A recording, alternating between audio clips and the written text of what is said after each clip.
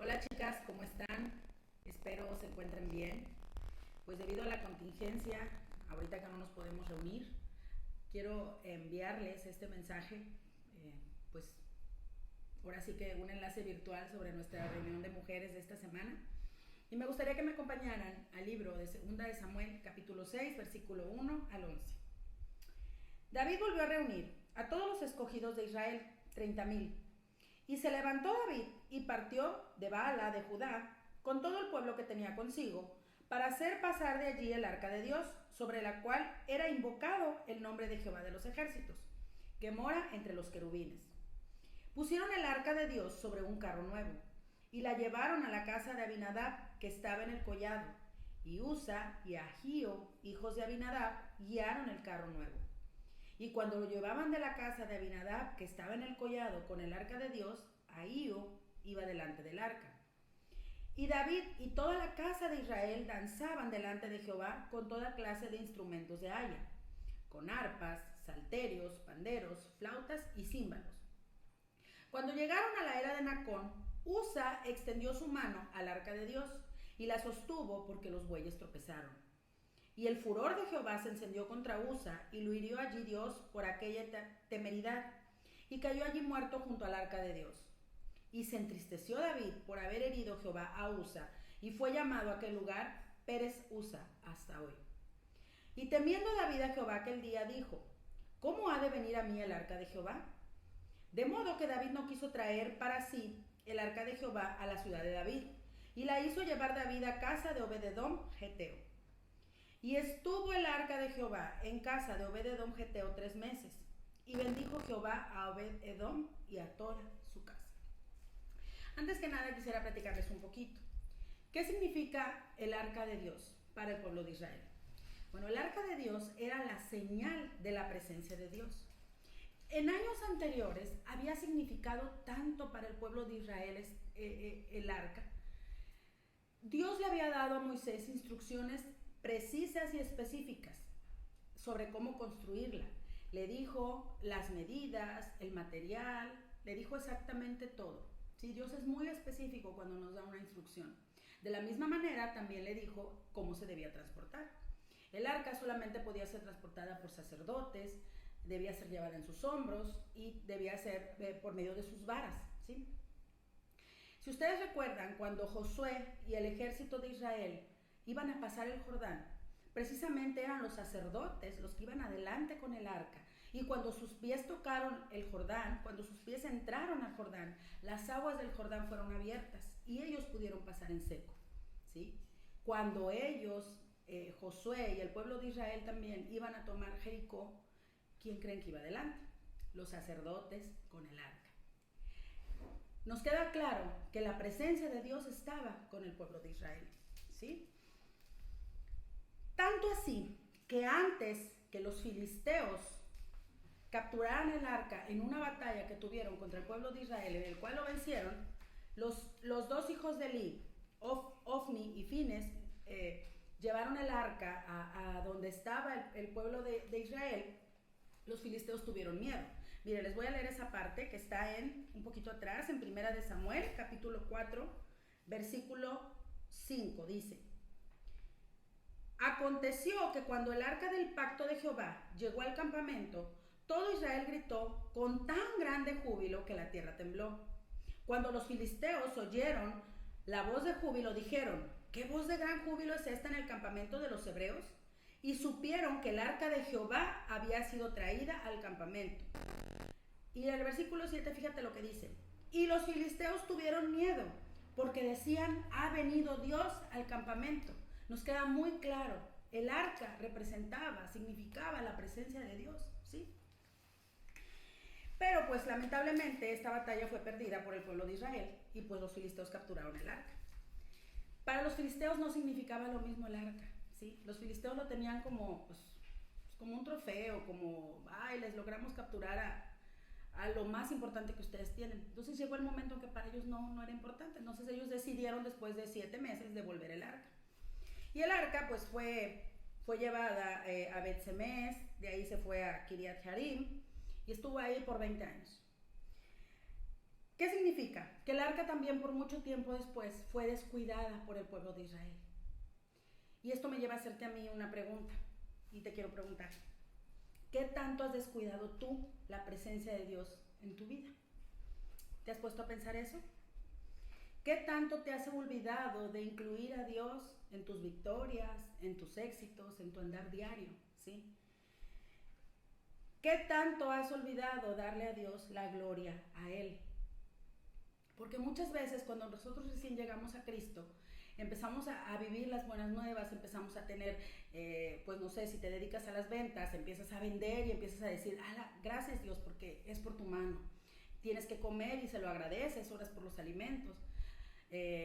A tus hijos les empieza a enviar a la escuela y también dices, es porque Dios está haciendo algo y le das la gloria a Dios. Pero llega el momento en que nos pasa como el pueblo de Israel, ¿sí? Nos acostumbramos a sus bendiciones, nos acostumbramos a sus favores y nos olvidamos de su presencia. Entonces yo te pregunto a ti, ¿qué tanto has descuidado la presencia de Dios en tu vida? ¿Qué tanto te has acostumbrado a esto? ¿Sí? Ahora, vamos a regresar al capítulo 6. Cuando David intenta llevar el arca a Jerusalén, pues cometen un grave error.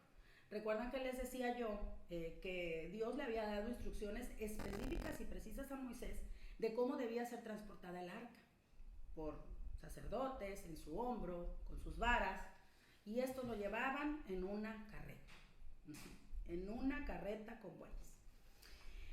Como decimos en México, ¿verdad? Como decimos aquí, al ahí se va, como sea. No le dieron la honra, no le dieron la reverencia, no le dieron el lugar que realmente, el lugar santo que el arca representaba, lo que realmente merecía. Entonces, sí, podemos ver que iban con gozo, que iban danzando, que iban cantando, pero les faltó un pequeñito detalle, una obediencia total a las instrucciones que Dios les había dado, ¿sí? ¿Por qué? Porque lo llevaban en una carreta. Entonces, cuando los bueyes dice que tropiezan, Usa extiende su mano y toca el arca, la sostiene para que no se cayera.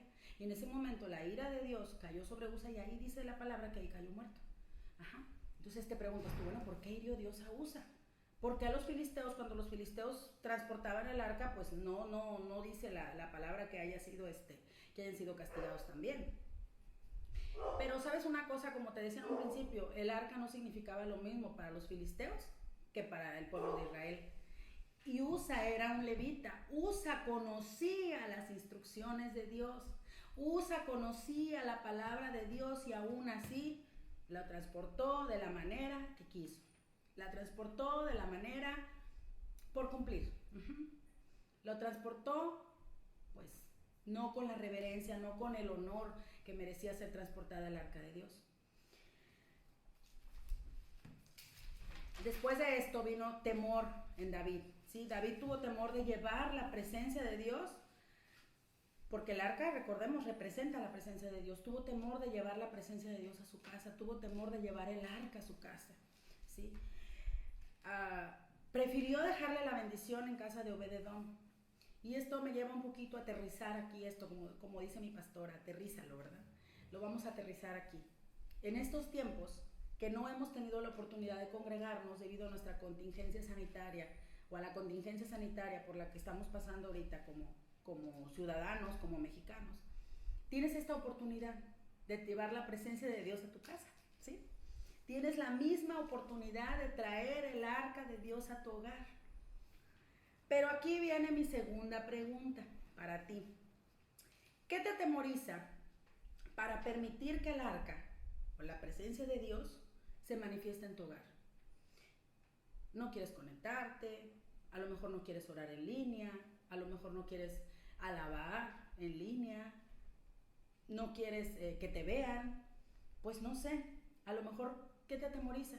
Que tu familia se burle de ti, que tu esposo diga que estás loco o loca, no ser un buen testimonio para tus hijos, pues no sé, ¿verdad?, qué esté pasando por tu cabeza o si realmente lo estás viviendo así.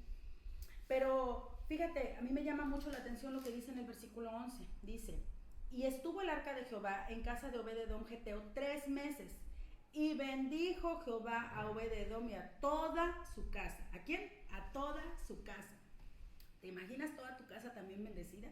Este tiempo que tendremos, este tipo de reuniones virtuales en nuestras casas, es un tiempo, vamos a aprovecharlo para que la bendición de Dios sea derramada en toda tu casa, para que tú seas un canal de bendición para toda tu casa, para toda tu familia, ¿sí? Pon la transmisión de la plática en la sala. No te escondas a verla acá en el baño para que no digan, ay, esta está viendo la plática, ¿sí? Súbele volumen a la alabanza. Siéntate, invita a tu esposo, invita a tus hijos, invita, no sé, a tus papás, no sé cuál sea el caso tuyo, pero invítalos a ver la plática, invítalos a escuchar contigo. A lo mejor al principio te van a decir que no. A lo mejor al principio se van a burlar. A lo mejor al principio pues hasta como que van a estar así como que medios renuentes, ¿sí? Pero tú síguelos invitando, tú sigue orando por ellos, tú sigue transmitiéndoles de la presencia de Dios. Sé tú ese canal de bendición, sé tú portadora de la gloria de Dios, sé tú portadora del carácter de Cristo en tu casa, ¿sí? No lo veas como vacaciones de la congre, ahorita no tenemos reuniones, estamos de vacaciones, no, es un mover de Dios diferente. Dios se quiere manifestar de una manera diferente. Recuerden que todas las cosas nos ayudan para bien, ¿sí? Ahora, ora con tu familia, ora por ellos. El arca estuvo en la casa de Obed-Edom durante 3 meses. Y esos 3 meses Dios bendijo a Obed-Edom y a todo su hogar. Yo no sé cuánto tiempo va a durar esta contingencia, yo no sé cuánto tiempo vamos a estar teniendo pláticas virtuales, no sé cuánto tiempo vamos a estarnos conectando. Lo que sí te puedo decir y te puedo asegurar es que la presencia de Dios está con nosotros. La presencia de Dios quiere manifestarse en tu hogar. La presencia de Dios quiere bendecirte, quiere bendecir a tu familia, quiere bendecir a los tuyos. Y esa es una oportunidad. Aún ¿cuántas veces no le has dicho a tu esposo, acompáñame a la iglesia? Y te dice, no puedo, no tengo tiempo. Y ahorita que están en casa, pues te invito a la iglesia en la sala, ¿sí? Tú y yo nada más.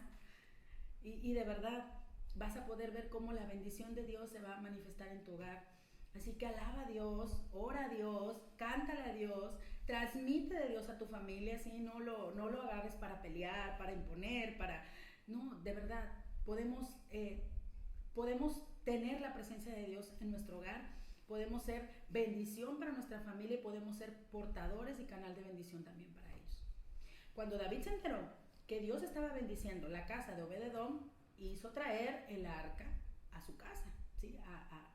Lo hizo traer consigo, pero esa es otra historia, la vamos a analizar más adelante.